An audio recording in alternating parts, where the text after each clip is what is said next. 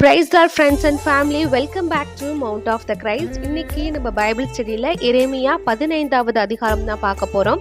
நம்ம ஏற்கனவே 15-14வது அதிகாரம் பார்த்துருக்கோம். பார்க்காதவங்க ப்ளீஸ் பாருங்கள். நம்ம லாஸ்ட்டாக போட்ட பைபிள் ஸ்டடியை 2-3 பேர் பார்த்து சப்ஸ்கிரைப்லாம் பண்ணியிருக்காங்க. ஸோ கண்டிப்பாக உங்களுக்கு யூஸ்ஃபுல்லாக இருந்திருக்கும். ப்ளீஸ் உங்களுக்கு யூஸ்ஃபுல்லாக இருக்குன்னா அதை லைக் பண்ணுங்கள். அப்போ தான் நிறைய பேர் நம்மளோட வீடியோஸை பார்ப்பாங்க. தேவைன்னவங்கள்ட்ட கண்டிப்பாக ஷேர் பண்ணுங்கள். ரெண்டுமே இந்த மாதிரி நான் கேட்க மாட்டேன். ஸோ இன்னைக்கு வீடியோக்குள்ளே போயிடலாம்.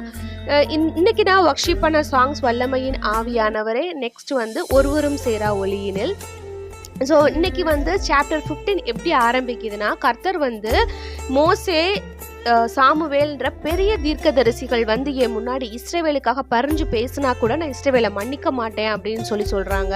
நம்ம ஏற்கனவே பார்த்த சாப்டர்ஸ்ல கர்த்தர் இஸ்ரேல் மேல் ரொம்ப கோவமா இருக்காரு. ஏன் அப்படின்னா அவங்க மேட்டுமையா இருக்காங்க, சிலை வழிபாடுல ஈடுபடுறாங்க, நிறைய ஃபால்ஸ் ப்ராஃபட்ஸை நம்புறாங்க அப்படின்றதுனால. ஸோ இந்த சாப்டர்ல கர்த்தர் என்ன சொல்றாரு அப்படின்னா, அவர் கர்த்தர் ரொம்பவே இழைத்து போயிட்டாரு. ஐ மீன் ரொம்ப சலிச்சு போயிடுச்சு அவருக்கு. ஏன்னா அவங்க எப்படா திரும்புவாங்க அப்படின்னு சொல்லி கர்த்தர் நிறைய தீர்க்கதரிசிகள் மூலமா அவங்கள்ட்ட பேசுறாங்க. பட் அந்த மக்கள் திரும்பவே மாட்டுறாங்க. ஸோ கர்த்தர் என்ன சொல்றாரு, நான் அவங்கள வதைக்க போறேன் அப்படின்னு சொல்றாரு. என்னென்ன அவங்க எல்லாருமே சாவுக்கு ஏதுவானவங்களாயிட்டாங்க. அவங்கள சிறையிருப்புக்கு நான் அவங்கள விட்டு கொடுக்க போறேன். அவங்க வார்ல இறந்து போறாங்க. அவங்க பஞ்சத்தினால இறந்து போறாங்க அப்படின்னு சொல்லி கர்த்தர் எரேமியா கிட்ட சொல்றாங்க.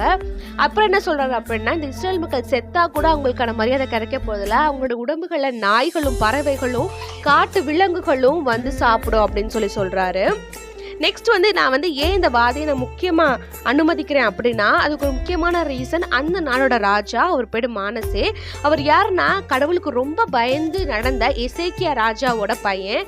அவர் என்ன பண்ணுறாருன்னா, இஸ்ரேலோட இன்னசென்ட்டான பீப்புள், ஒன்றுமே தப்பு செய்யாதவங்களோட ரத்தங்கள்லாம் சிந்துறாரு, நிறைய பாவொழியில் போகிறாரு. அவங்கள பார்த்தா மக்கள் அப்படி இருக்காங்க. ஸோ நான் அவர் நிமித்தமாக தான் இந்த இஸ்ரவேல் மக்களை நான் வாதிக்க போகிறேன் அப்படின்னு சொல்கிறாரு.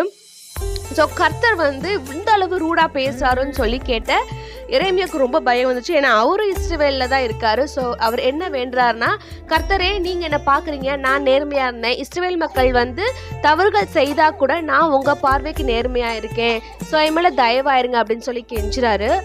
அதனால கர்த்தர் எரேமியாவுக்கு ப்ராமிஸ் பண்ணுறாரு, நீ என்ன நேர்மையா இருந்த, அதனால எதிரிகள் உன்னை மேற்கொள்வதில்ல, உன்கிட்ட யார் யார் சண்டை போடுறாங்களோ அவங்க உன்னை தோக்கவும் போறதில்ல, நான் உன் கூட உன்னை பாதுகாப்பேன் அப்படின்னு சொல்றாரு.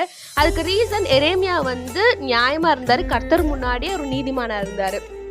இதுதான் நம்ம லைஃப்ல எப்படி நான் கம்பேர் பண்றேன் அப்படின்னா, நம்ம வாழ்ந்துட்டு இருக்க சொசைட்டில நம்ம நிறைய டெம்டேஷனுக்கு உள்ளாக்கப்படுவோம்.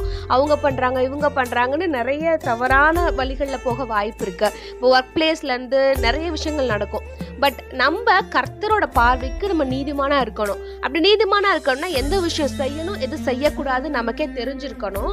அது தெரியணும், நம்ம பைபிள் படிக்கணும். ஸோ நம்ம கடவுள் பல நீதிமானமா இருக்கணும். நீதிமானா இருந்தால் கர்த்தர் நமக்காக இருப்பான்றது எனக்கு புரிஞ்சுது. உங்களுக்கு என்ன புரிஞ்சுன்றதை கமெண்ட்ல சொல்லுங்க.